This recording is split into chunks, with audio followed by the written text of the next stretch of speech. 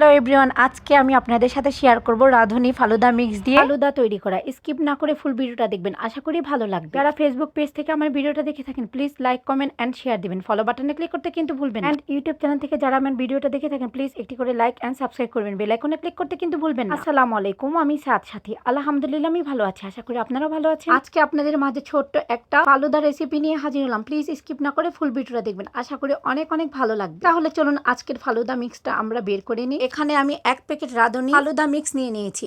এই ফালুদা মিক্সের প্যাকেটটার বাজার মূল্য হচ্ছে 100 টাকা। আর এটার ভিতরে 3টা স্যাশে থাকে, দুটো হচ্ছে জেলি, একটি হচ্ছে অরেঞ্জ জেলি আর একটি হচ্ছে গ্রিন জেলি, আর এক প্যাকেটে হচ্ছে ফালুদার মিশ্রণটা। এখন আমি 1 কাপ পানির মধ্যে আমি একটি অরেঞ্জ কালারের জেলির মিশ্রণটা ঢেলে দিয়েছি, আর এখন আমি চুলাতে মিশ্রণটা দিয়ে দিলাম। আর এখন আমি লো আছে এই জেলিটা রান্না করে নিচ্ছি। আর আপনারা হাই হিটে রান্না করবেন না, তাহলে জেলিটা পুড়ে যেতে পারে।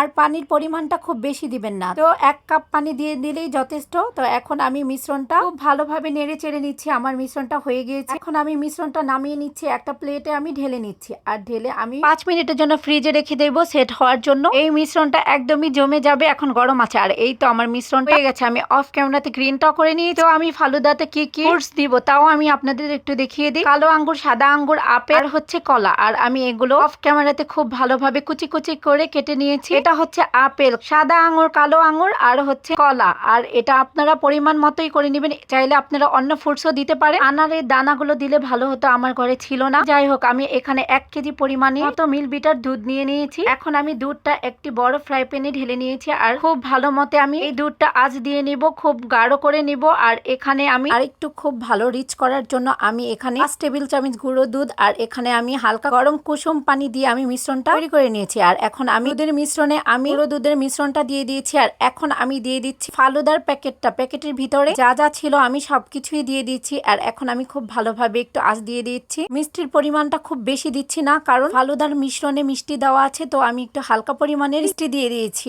আর এখন আমার মিশ্রণটা খুব ভালো ঘন হয়ে গেছে। আর এই তো আমার মিশ্রণটা আমি একটি বাটিতে ঢেলে এখন আমি ফ্রিজে রেখে দিচ্ছি, যেহেতু আমরা ইফতারির সময় খাবো। একটু ঠান্ডা হলে আরো বেশি ভালো লাগবে, কারণ হচ্ছে আমি ফালুদার মধ্যে বরফ ইউজ করব না, বরফ ইউজ করলে পানি ছেড়ে দেয়, আমার ভালো লাগে না। তার জন্য আমি মিশ্রণটাই ঠান্ডা করে নিয়েছি, সাথে যেহেতু আইসক্রিম আছে। আর এখন আমি জেলো গুলো দিয়ে দিচ্ছি উপর দিয়ে, তারপরে আমি দিয়ে দিচ্ছি বানানা কুচি, আর এরপরে আমি দিয়ে দিব কালো আঙুর। আপনারা যে যে যার মতো ইচ্ছে মতো আপনারা ডেকোরেশন করতে পারেন, এটার কোনো বলার কিছু নেই। তো আমি এখন সাদা আঙুর আর আপেল কুচি দিয়ে দিয়েছি, আর এখানে আমি খেজুর কুচি দিয়ে দিয়েছি। খেজুর কুচিটা আপনারা চাইলে দিতে পারেন, আর না চাইলে নাও দিতে পারেন। আমি একটু দিয়ে দিয়েছি, কারণ খেজুর দিলেই আরো ফালুদার স্বাদটা দ্বিগুণ বেড়ে যায়। তো যাই হোক, এখন আমি আইসক্রিম দিয়ে দিচ্ছি, আর এখন উপর দিয়ে আমি আবার একটু জেলো অ্যাড করব। আর এই তো আমার ফালুদা রেডি হয়ে গেছে। আজকের রেসিপিটা কেমন লেগেছে প্লিজ কমেন্ট সেকশনে কমেন্ট করে জানাবেন, আপনাদের কমেন্টের অপেক্ষা করব আমি। আজকে এখানেই শেষ করছি, আবার নতুন কোনো রেসিপি নিয়ে হাজির হব। ভালো থাকবেন, আল্লাহ হাফেজ।